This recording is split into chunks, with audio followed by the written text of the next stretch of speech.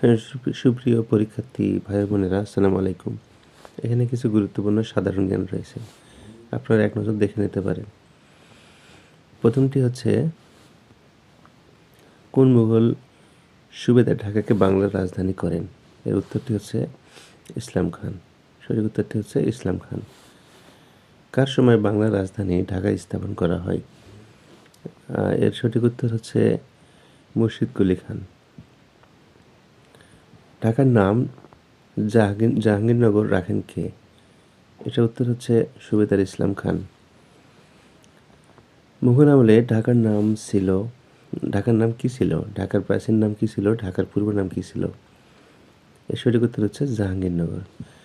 ঢাকার ধোলাইখাল খনন করেন কে? সঠিক উত্তর ইসলাম খান। বাংলার নৌকাবাইজ উৎসবের সূচনা করেছিলেন কে? ইসলাম খান। নৌকাবাইজের সূচনা করেছিলেন ইসলাম খান। সম্রাট শাহজাহানের কোন পুত্র বাংলার শাসনকর্তা ছিলেন?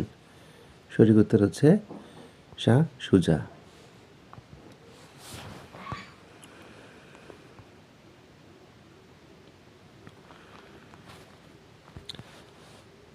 তারপরে ১৬১০ সালে রাজমহল থেকে ঢাকায় রাজধানী স্থানান্তর করেন মীর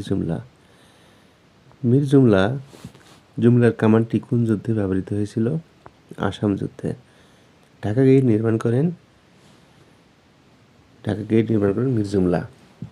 শায়েস্তা খানের আমলে ১ টাকায় চাউল পাওয়া যায় ৮ মণ। ১ টাকায় চাউল পাওয়া যায় ৮ মণ।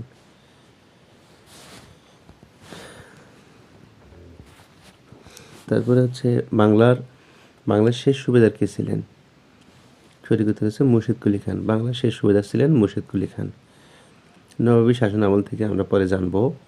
প্রথম প্রশ্নটা ছিল, কোন সুবেদারের সময় থেকে বাংলায় নবাবী শাসন শুরু হয়? এটার সঠিক উত্তর হচ্ছে মুর্শিদ কুলি খান। সঠিক উত্তর হচ্ছে Murshid Quli Khan. Thank you for watching.